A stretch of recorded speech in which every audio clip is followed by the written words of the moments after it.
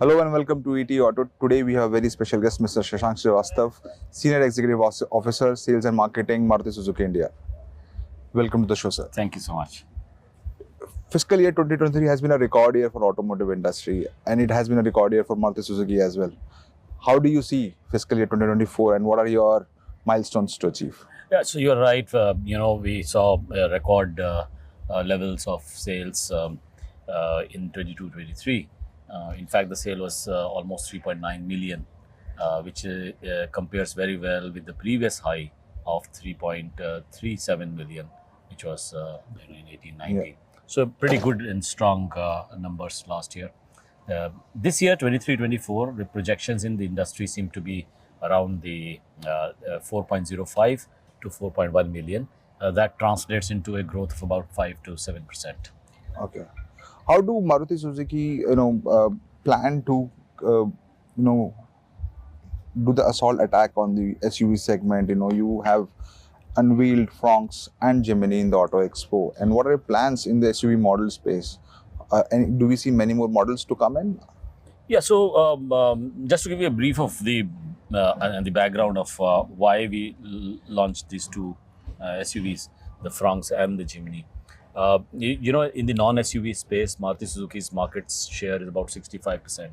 But when you include the SUV, our market share last year, 21-22, was just 10.2% or so. So while it's 65% for non-SUVs, 10.2 in SUV, and when you combine the two, the market share falls below 45. We have a medium-term objective of getting to 50% market share. And therefore, with a very high market share of 65% in the non-SUV space, we need to push up our market share in the SUV space also. Right. And 10.2% was no good.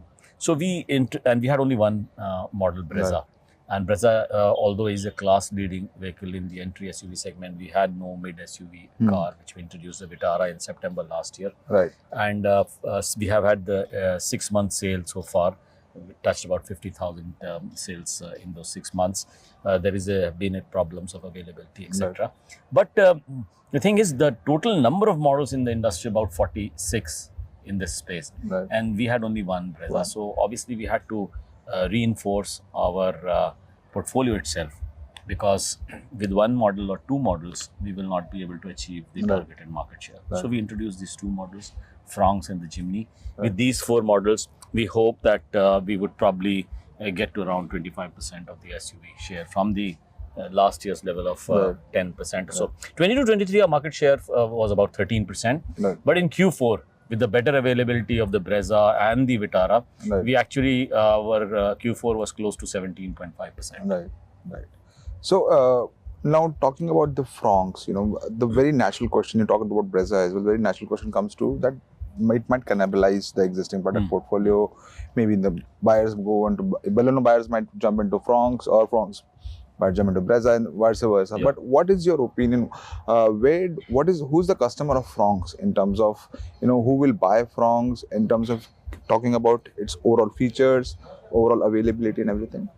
Yeah, so it operates in the Fronx operates in the entry SUV space, the compact SUV.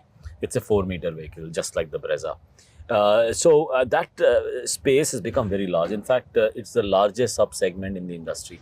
It's about 22.5% of the industry. Last year, that is 22-23, this segment sold about 872,000 vehicles. So it's pretty large. And what we have found is that when the volumes become large, at that time, sub-segments emerge within a segment. And with our research showed that there were two sub-segments which have emerged very strongly in the entry SUV space.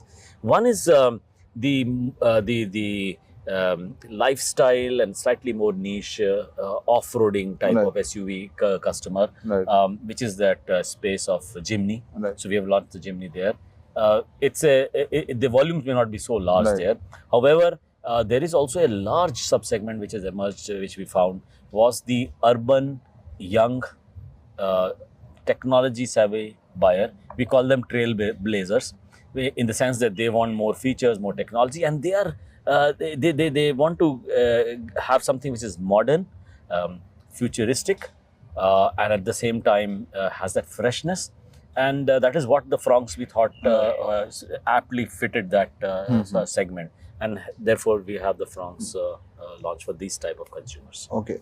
Fronks is now being is coming up with the 1 liter booster jet engine, which was earlier was Milano RS sports model. So how, like, is it a categorical decision to use 1 liter engine because of any pricing reasons or cost reasons, or in terms of, how do you put it? Yeah, so this booster engine is a little different from the earlier one, and of course we had the option of getting the 1.2 liter. The Brezza, by the way, has 1.5 liter. 5 liter. So this is the 1.2 liter, the naturally aspirated engine with the progressive smart technology. So that's one part. But therefore, and increasingly we have found that a lot of consumers also want to have that connoisseur sort of performance linked sort of vibes in the product, and we thought the turbo would be a great option. Turbo obviously is a costly option, as you know, but that option also we have given to the consumer. So far we have got about 16,500 bookings for the Fronks. About 54% are actually turbo. But then I think it will stabilize at a slightly lower level, especially when we announce the prices. So when we just talk about the SUV product portfolio of Maruti Suzuki, how much contribution do you think Fronks will make going forward in terms of percentage, even in a ballpark figure? Certain expectations you would also have. Yeah, I'll give you some numbers, and maybe we don't have a particular number in mind for the Fronk. Like any new vehicle which we launch, we after we have the sales, then we see what is the trend, and then accordingly decide what the volume levels would be. But really, if you see last year, 22-23 financial year, we sold about 202,000 vehicles in SUV category. And next year we are projecting the SUV segment to be about 19 lakhs.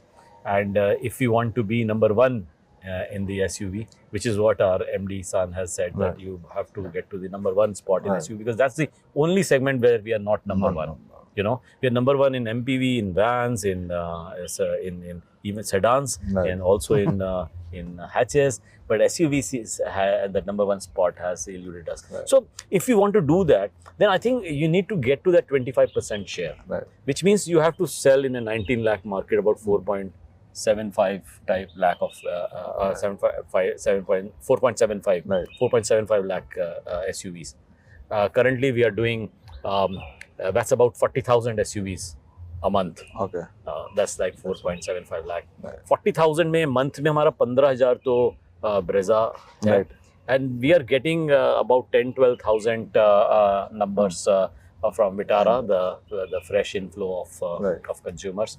So you can make your maths. You happy with your Vitara's performance at present, or it's because of the semiconductor, the numbers are not that at that level? Because I know you're also sharing that platform with Toyota, and so clearly we have lost a lot of volumes because of for the Vitara because of the semiconductor issue. We have sold so far 50,000 plus of Vitara in the 6 months that I was referring to. But of course, we have had 144,000 plus bookings. So there is a long waiting list for the Vitara. And unfortunately, we have not been able to, because of supply constraint, do justice to the volumes here. Although 50,000 in 6 months is a reasonably good volume from the standard, but from standards of many manufacturers. But our desire is to get to a much higher number. So we are hopeful that in the future, we will have much better supplies of Vitara, although it looks like this quarter and even the next quarter, it's a little bit tough from the semiconductor point of view. So when do you think this semiconductor, because it has been eased off, you have been talking about it in your past interviews as well. When do you think it will completely go off from the table, out of the discussions completely from, when you saw it? Because see, the short answer to that, and also I feel the correct answer to that, and also I feel the honest answer to that is, we don't know. All we know is that in this quarter and in the next quarter also we will have the continued problem. And the reason why I'm a little averse to give a definitive timeline to when this problem will totally go away is that we do not have the visibility of the component availability as far as semiconductor is concerned. We get visibility every week, and we Right. keep on modifying our projections thereon. Right. So a little bit difficult, but I think it's going to continue in this next few quarters as Next well. few quarters. Yes. As well. Do you think it is because of the increasing usage of semiconductors, not just in cars, even components as well now, because of the active and passive safety reasons? And there are a lot of things in terms of globally as well, autonomous driving, level 2, level 3 is coming there. Infotainment system is changing. Car is as a product is, completely overhauling.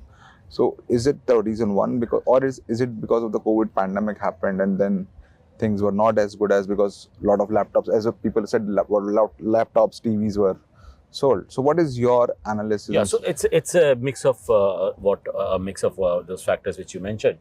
First of all, the overall capacity for the semiconductor is limited. It requires, and it's limited to certain regions and organizations, because this requires a huge economies of scale, and you need to consolidate demand not only across countries, but also across industries.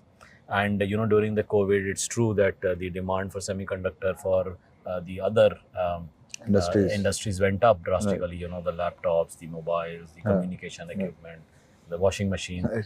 I know we all washed dishes so during the COVID, Right. including me. So we would obviously we would prefer if there was a dishwasher available, and there was demand shot up. Television also, Right. So a combination of that has affected. And of course, the chips, there are a generic type of chips which can be used across different models, but there are also specific chips for specific models which are limited to few vendors. And therefore, a combination of all these factors has, and the technology which is coming in and where investments are happening by the chip manufacturer is a technology which is slightly different from what the current level of technology that's more advanced with the current level of in automobiles. So I think there would be a rethink on the design of the chips for automobile itself, and because then you can use those slightly modern chips also. So what I meant was that is semiconductor industry as an industry is lagging behind what the technology innovations other industries are moving, or they're not able to catch up to the demand. Like No, so I told you. we have enough the capacity. So I told you it's a mix of capacity and also technology, not from the semiconductor, because they produce the design of the chips It's happen at a different place. Right. So auto industry designers also, the chip designers also have to get their act up, so that it is good for the future. So my last question is on the product portfolio, and when we talk about you will have Fronx and Jimny in this year. So is it enough for this year, or the product portfolio, do you think it's complete right now, or you will have more products going forward as the demands increases? What's the scenario? Because there are multiple segments where Maruti Suzuki isn't present right now. If we talk about the complete product portfolio, if we talk about the premium SUVs and executives. So it's a continuous process, and we keep scanning the environment for what all products might be required by the consumers. And if SUVs are required, we do have the same for the SUVs. So it all depends on how the market evolves. But yes, Maruti Suzuki has always been aggressive as far as product introduction is concerned. And we can only say that if there is a trend which we observe, which is unsatiated by our products, we would definitely like to bring products in that category as well. Thank you so much for joining. Thank you. Thank you, sir.